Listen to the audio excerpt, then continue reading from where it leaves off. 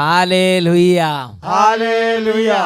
അഭിഷേകാഗ്നിയുടെ എല്ലാ പ്രേക്ഷകർക്കും യേശുക്രിസ്തുവിൻ്റെ അത്ഭുത നാമത്തിൽ കൃപയും സമാധാനവും.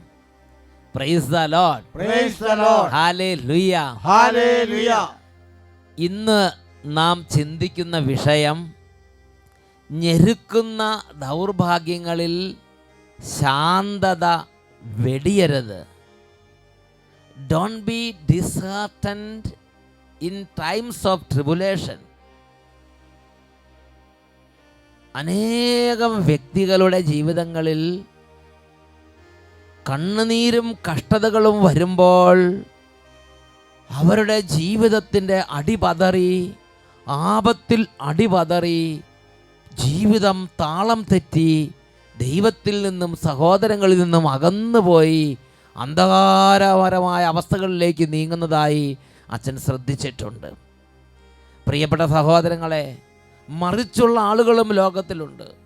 എത്ര കഠിനമായ വേദന വന്നാലും ആ വേദനയിൽ തകരാതെ അപ്പോഴും പ്രാർത്ഥിച്ച്, അപ്പോഴും വിശ്വസിച്ച്, അപ്പോഴും ദൈവത്തെ സ്നേഹിച്ച് സഹോദരങ്ങളുള്ള ബന്ധം നിലനിർത്തി അങ്ങനെ ജീവിതത്തിൽ ആത്മസംയമനത്തോടെ മുന്നോട്ട് പോകുന്ന ആളുകളുമുണ്ട്. എന്താണ് ദൈവം നമ്മളോട് ആവശ്യപ്പെടുന്നത് എന്നാണ് ഈ സമയത്ത് നമ്മൾ ചിന്തിക്കാൻ പോകുന്നത്. പ്രഭാഷകൻ്റെ പുസ്തകത്തിൽ 2-ാം അധ്യായത്തിൽ 4-ാം തിരുലിഖിതം, book of Sirach chapter 2 verse 4, അവിടെ നമ്മൾ വായിക്കുന്ന എങ്ങനെയാണ്: വരുന്ന ദുരിതങ്ങളെല്ലാം സ്വീകരിക്കുക, ഞെരുക്കുന്ന ദൗർഭാഗ്യങ്ങളിൽ ശാന്തത വെടിയരുത്. വരുന്ന ദുരിതങ്ങളെല്ലാം സ്വീകരിക്കുക, ഞെരുക്കുന്ന ദൗർഭാഗ്യങ്ങളിൽ ശാന്തത വെടിയരുത്. Book of Sirach chapter 2 verse 4, accept whatever happens to you and in times of humiliation be patient. In times of humiliation be patient. ഞെരുക്കുന്ന ദൗർഭാഗ്യങ്ങളിൽ ശാന്തത വെടിയരുത്. നുറക്കെ പറയാ, hallelujah, hallelujah. Price the Lord, praise the Lord. പ്രിയപ്പെട്ട സഹോദരങ്ങളെ, ഒരു ദിവസം ഒരു ദൈവ പൈതലിനെ കാണാനിട വന്നു. ആ ദൈവ പൈതൽ വളരെ ദൈവകൃപയും എളിമയും വളരെ സ്നേഹവും നിറഞ്ഞ ഒരു ജീവിതം. ആ സഹോദരൻ പറയുകയാണ്, എൻ്റെ ഭാര്യ വർഷങ്ങളായി മാനസിക രോഗിയാണ്. എനിക്ക് സന്തോഷത്തോടെ ഒന്ന് ചോറ് കൊടുക്കാനോ സന്തോഷത്തോടെ ഒരു കാര്യം ചെയ്തു കൊടുക്കാനോ എൻ്റെ ഭാര്യയ്ക്ക് എനിക്ക് കഴിയുന്നില്ല. കാരണം വർഷങ്ങളായി മാനസിക രോഗിയാണ്.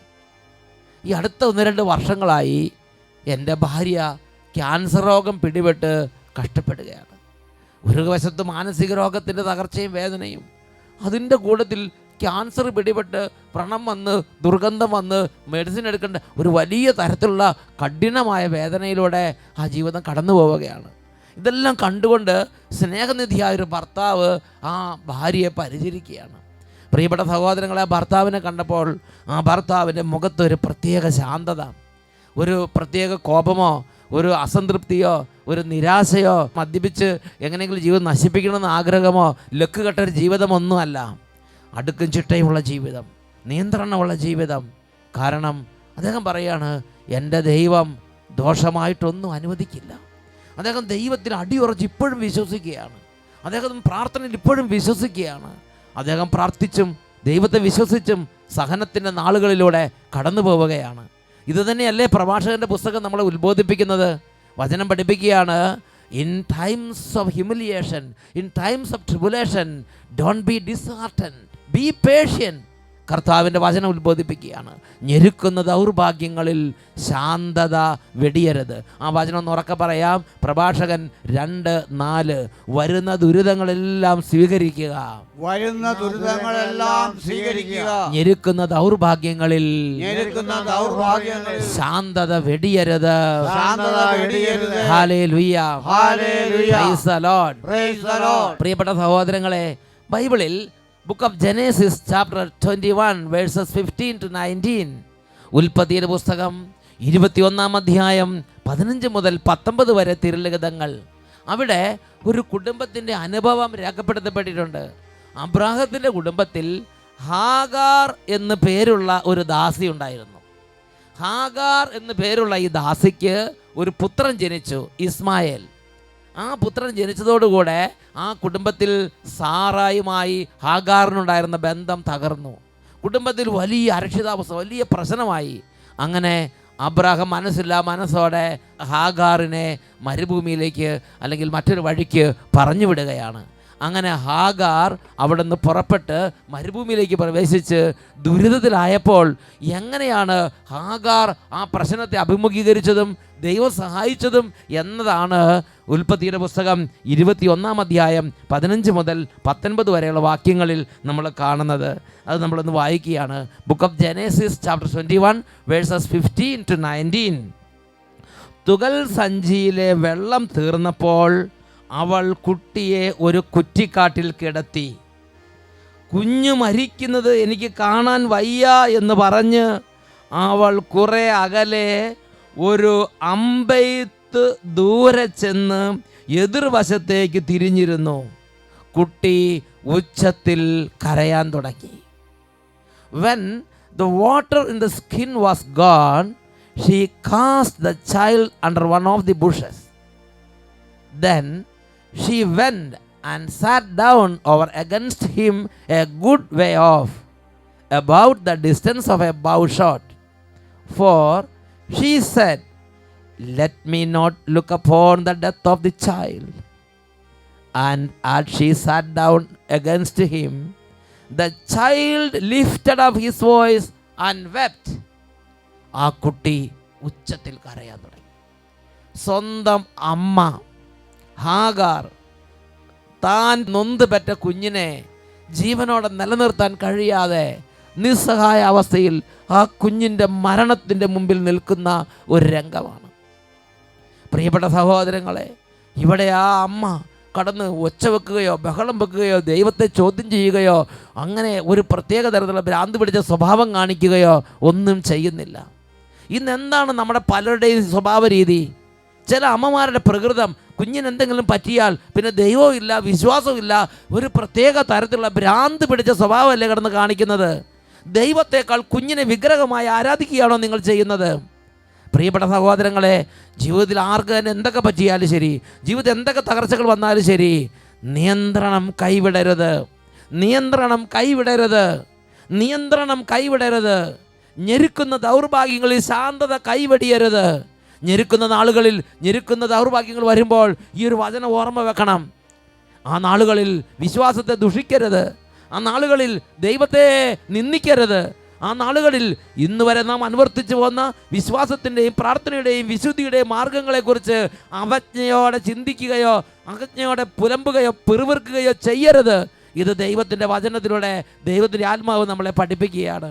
ഹാഗാർ അവിടെ വളരെ സ്വന്തം കുഞ്ഞ് കൺമുമ്പിൽ കടന്ന് പടഞ്ഞ് മരിക്കുമ്പോൾ നിസ്സഹായി നിൽക്കുന്നൊരു അമ്മ എനിക്കത് കാണാൻ വയ്യ എന്ന് പറഞ്ഞ് കുഞ്ഞിനെ മരുഭൂമിയിൽ ഒരു ചെടിയുടെ ചോട്ടി കടത്തിയിട്ട് ഇതിന് ദൂരെ ഒരു അമ്പെയ്ത്ത് ദൂരെ മാറി വേദനിച്ച് നിൽക്കുകയാണ്. എന്നാലും ആവശ്യമില്ലാത്തൊരു ദുഷിച്ച വാക്ക് ആ അതരങ്ങളിൽ നിന്ന് പുറപ്പെടുന്നില്ല. ഇതാണ് ഉൽപ്പത്തിയുടെ പുസ്തകത്തിൽ നമ്മൾ കാണുന്നത്. 17 മുതലുള്ള വാക്യങ്ങൾ. കുട്ടിയുടെ കരച്ചിൽ ദൈവം കേട്ടു. സ്വർഗത്തിൽ നിന്ന് ദൈവത്തിൻ്റെ ദൂതൻ അവളെ വിളിച്ചു പറഞ്ഞു, ഹാഗാർ, ഹാഗാർ, നീ വിഷമിക്കേണ്ട, ഭയപ്പെടുകയും വേണ്ട. കുട്ടിയുടെ കരച്ചിൽ ദൈവം കേട്ടിരിക്കുന്നു. Verse 17. And God heard the voice of the lad, and the angel of God called to Hagar from heaven and said to her, What troubles you, Hagar? Fear not, for God has heard the voice of the lad where he is. Praise the Lord. Praise the Lord. Hallelujah. Hallelujah.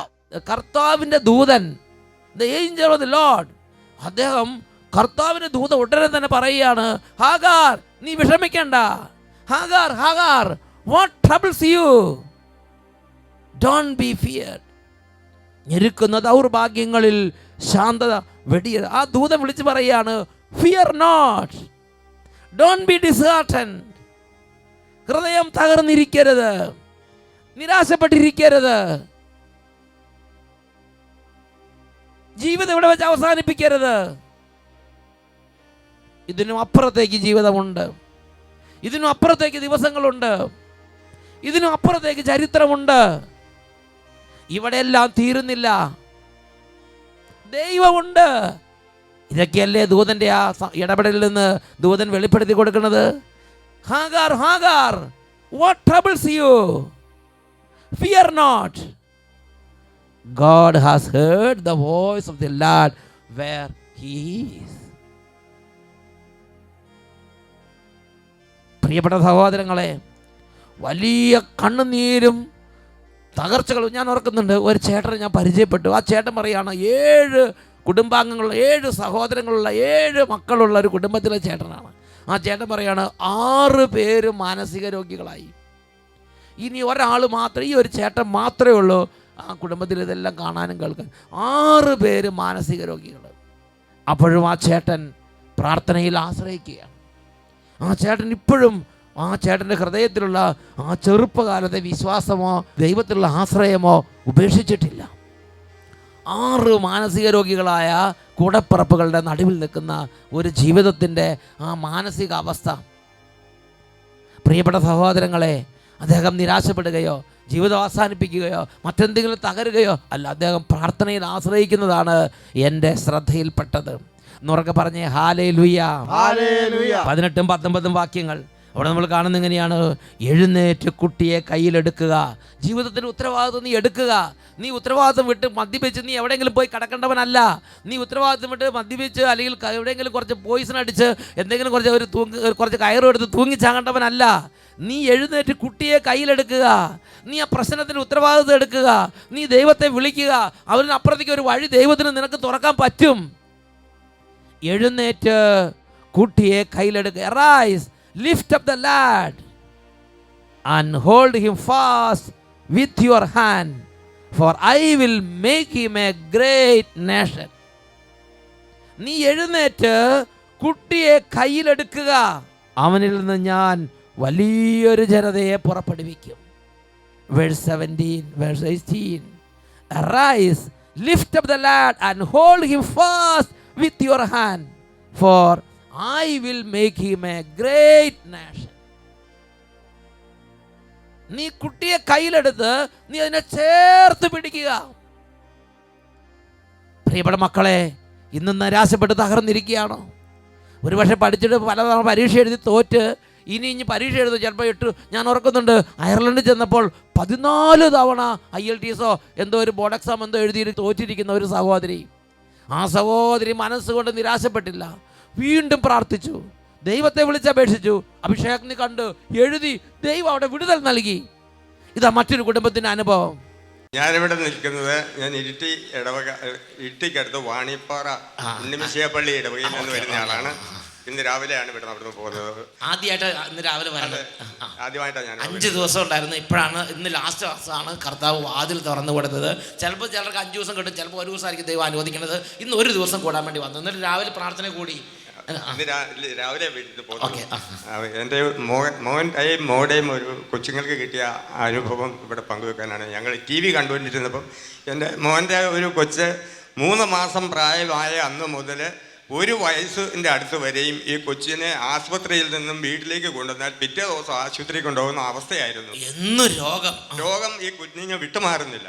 അപ്പം ഞങ്ങൾ ഇങ്ങനെ അച്ഛൻ്റെ അഭിഷേകാഗ്നി പ്രാർത്ഥന എല്ലാ ദിവസവും, എല്ലാ ഞായറാഴ്ചയും 8:30 വരുന്നത് കാത്തിരുന്നത് കണ്ടുകൊണ്ടിരുന്നു. അതൊരു ടാബ്ലറ്റ് എടുക്കണ പോലെയാ, ശരിക്കും അതൊരു മെഡിസിൻ പോലെ അവർ സ്വീകരിക്കാൻ തുടങ്ങി. ഞങ്ങൾ കണ്ടുകൊണ്ടിരുന്നു, വളരെ ഭക്തിയോടുകൂടി പ്രാർത്ഥിച്ചുകൊണ്ടിരുന്നു. 2011 ഡിസംബർ മാസം 23-ാം തീയതിയാണെന്ന് ഓർമ്മ വരുന്നു. ആ ഞായറാഴ്ചത്തെ പ്രാർത്ഥനയിൽ കൊച്ചിനെ ആശുപത്രിയിൽ നിന്ന് കൊണ്ടുവന്നതിന് ശേഷം ഞങ്ങളെല്ലാം കൂടെ റൂമിൽ കയറി, ഞാനും എൻ്റെ ഭാര്യയും മകനും മകൻ്റെ ഭാര്യയും. മകൻ്റെ മൂത്ത കൊച്ചാണിത്, കുഞ്ഞു കൊച്ചായിരുന്നു. ഈ കൊച്ചിനെയും കൊണ്ട് അഭിഷേകത്തിനെ കണ്ടുകൊണ്ട് ഞങ്ങൾ വിശുദ്ധ കുർബാന അച്ഛൻ എഴുന്നള്ളിച്ച് വെച്ച് പ്രാർത്ഥിച്ചുകൊണ്ട് പൊക്കി ഇങ്ങനെ പിടിച്ചിരുന്ന അവസരത്തിൽ ഞാൻ ഈ കുട്ടീനെ എടുത്തു കൊണ്ടുപോയി വിശുദ്ധ കുർബാനയിലേക്ക് മുട്ടിച്ച് വെച്ച് കരഞ്ഞ് ഞങ്ങൾക്ക് പ്രാർത്ഥിച്ചു. ഹൃദയം നുറുങ്ങി പ്രാർത്ഥിച്ചു. അതിനുശേഷം ഇപ്പോൾ 3 വയസ്സ് കഴിഞ്ഞു, 4ാമത്തെ വയസ്സിലേക്ക് പ്രവേശിച്ചു. ഇന്ന് വരെയും ആശുപത്രി പ്രാർത്ഥനയിൽ ഈശോയാണ് ഹീലിംഗ് കൊടുക്കുന്നത്.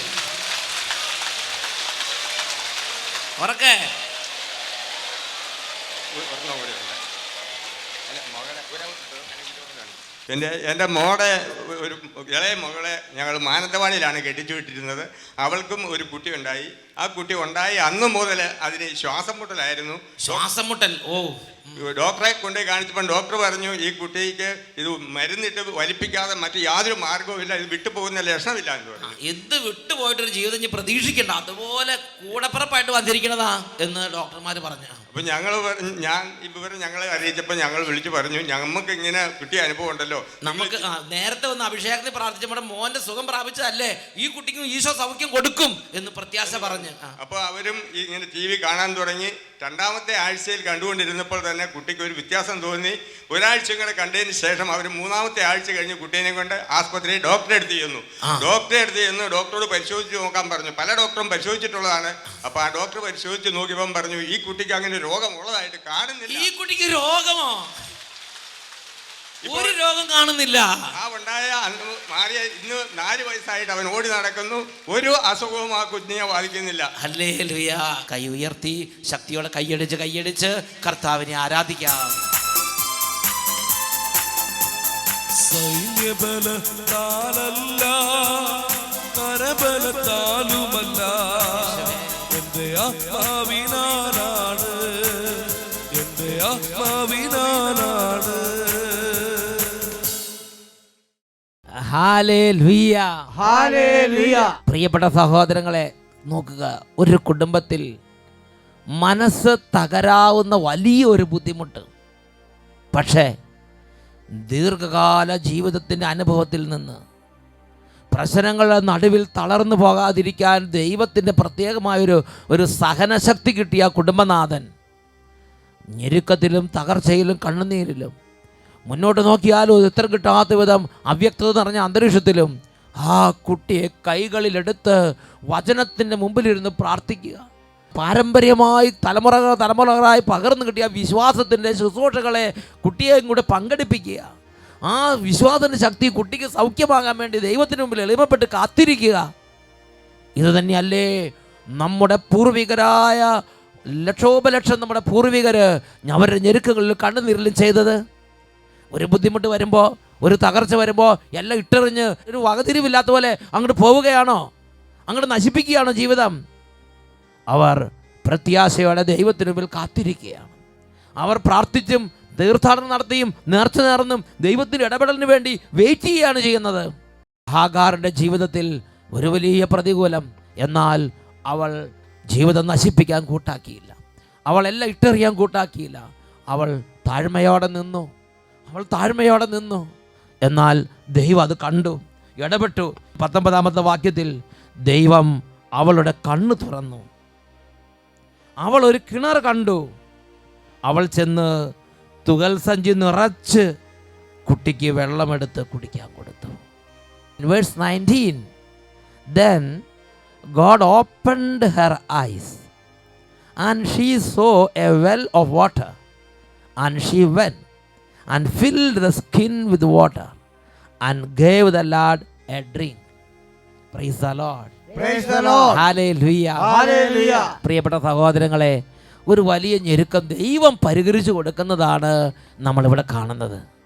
ഈ ദൈവത്തിൻ്റെ ആത്മാവ് തന്നെയാണ് പ്രഭാഷകന്റെ പുസ്തകത്തിൽ 2-ാം അധ്യായത്തിൽ 4-ാം വാക്യത്തിൽ വരുന്നത്, ഞെരുക്കുന്ന ദൗർഭാഗ്യങ്ങളിൽ ശാന്തത വെടിയരുത്.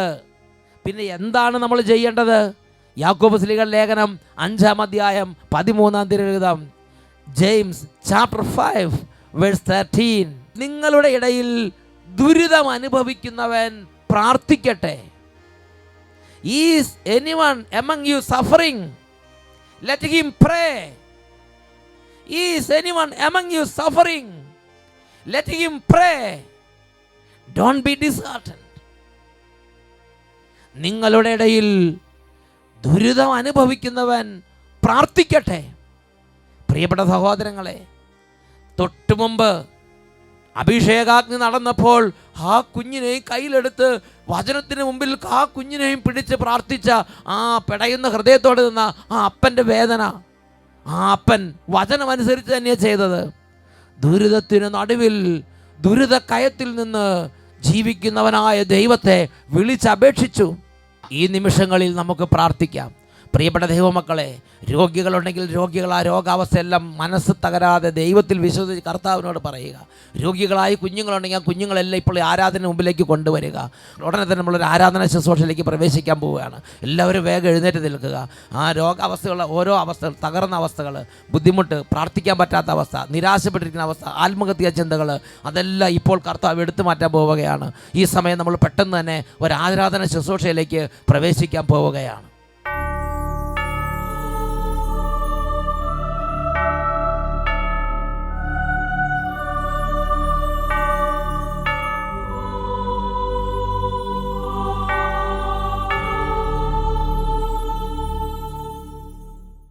Hallelujah, hallelujah. ആരൊക്കെ കർത്താവിനെ വിശ്വസിച്ച് നിലവിളിച്ചോ അവരുടെ എല്ലാം ജീവിതത്തിലേക്ക് വൻ കൃപകൾ വ്യാപരിച്ചിട്ടുണ്ട്.